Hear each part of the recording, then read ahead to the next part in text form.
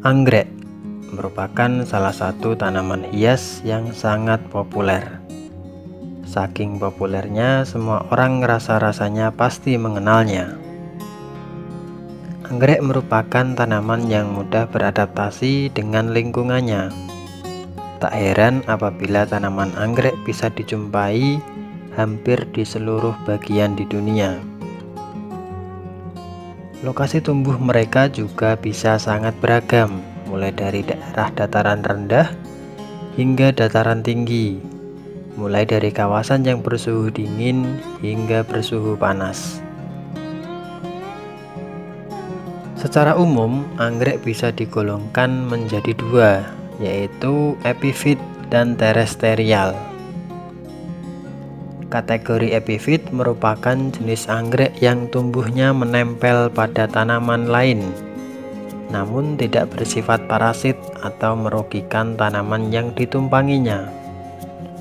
Contohnya, anggrek jenis ini ialah genus Dendrobium, Bulbopilium, dan Collogium. Sedangkan kategori terestrial adalah anggrek yang tumbuhnya di tanah. Contohnya ialah genus Pathoglotis, Calanthe, dan Papillidium. Merujuk buku berjudul Anggrek Spesies Indonesia yang diterbitkan oleh Direktorat Pembenihan Hortikultura Kementerian Pertanian Republik Indonesia, sejauh ini setidaknya telah teridentifikasi sekitar 750 famili anggrek, 43.000 spesiesnya, dan 35.000 varietas hibrida anggrek dari seluruh penjuru dunia. Indonesia sendiri kurang lebih memiliki 5.000 spesies. Di antara jumlah tersebut diketahui merupakan spesies asli Indonesia, baik yang tumbuh di hutan belantara maupun telah dibudidayakan oleh masyarakat.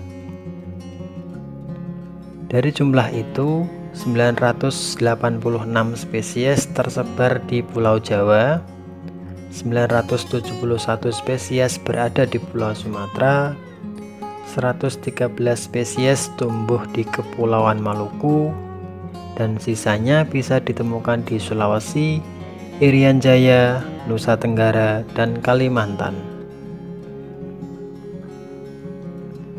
Penting dicatat di sini, anggrek spesies adalah istilah untuk merujuk tanaman anggrek yang tumbuh secara alami dan pada umumnya berkembang di ekosistem hutan, serta belum dikawin silangkan secara buatan dengan anggrek jenis lain. Anggrek spesies juga sering disebut anggrek hutan, merupakan plasma nutfah sebagai sumber keragaman hayati. Merujuk Peraturan Menteri Lingkungan Hidup dan Kehutanan tentang jenis tumbuhan dan satwa yang dilindungi, setidaknya terdapat kurang lebih 27 anggrek yang statusnya ditetapkan sebagai dilindungi dari ancaman kepunahan. Menariknya, merujuk kembali di buku Anggrek Spesies Indonesia, diperkirakan terdapat sekitar 500 spesies adalah komoditas bernilai komersial untuk dikembangkan. Merujuk catatan pusat data dan sistem informasi pertanian dalam Outlook Anggrek 2015, jenis anggrek yang banyak dibudidayakan untuk tujuan komersial adalah Dendrobium, Cattleya, Vanda, dan Orchidium. Anggrek Dendrobium merupakan salah satu jenis anggrek yang banyak digemari. Selain harga yang cukup terjangkau, budidaya anggrek Dendrobium juga mudah dilakukan.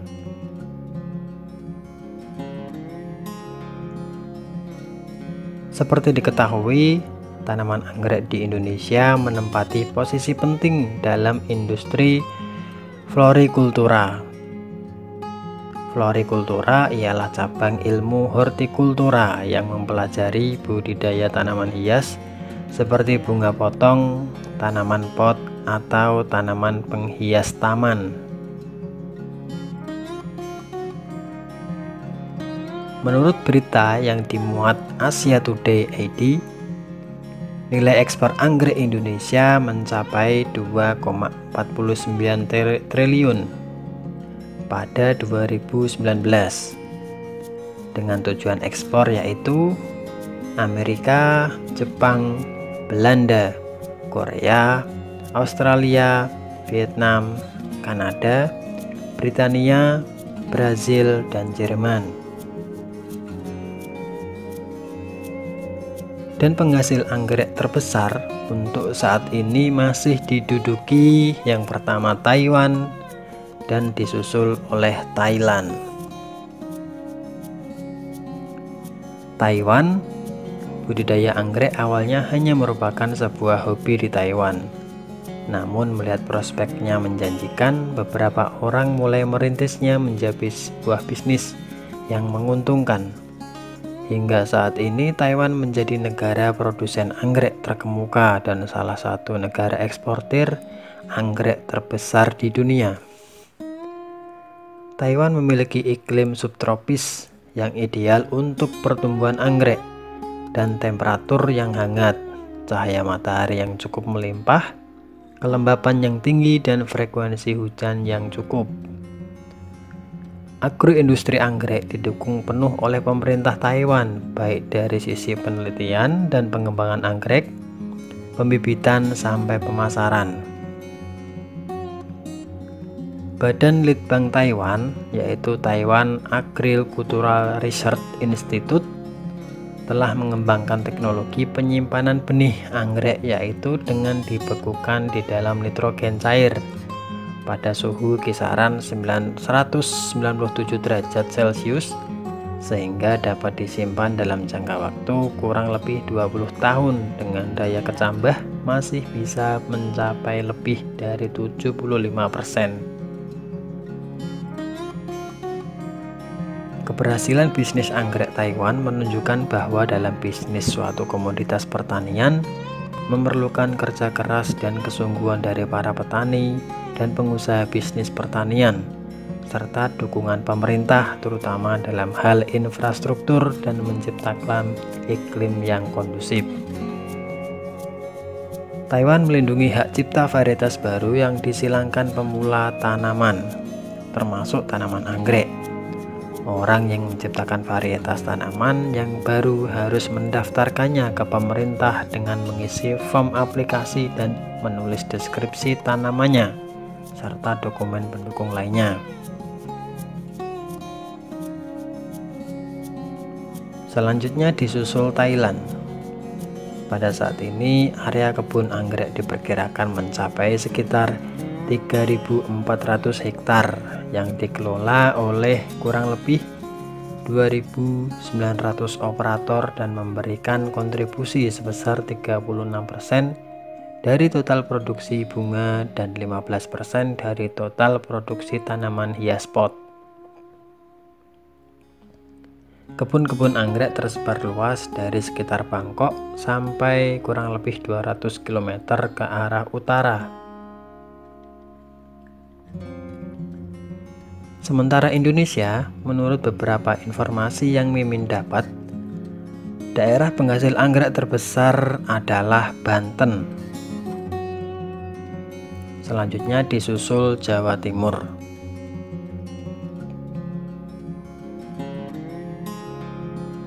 Greenhouse, bunga anggrek, merupakan salah satu cara yang digunakan untuk melakukan pemeliharaan tanaman yang memiliki banyak penggemar ini.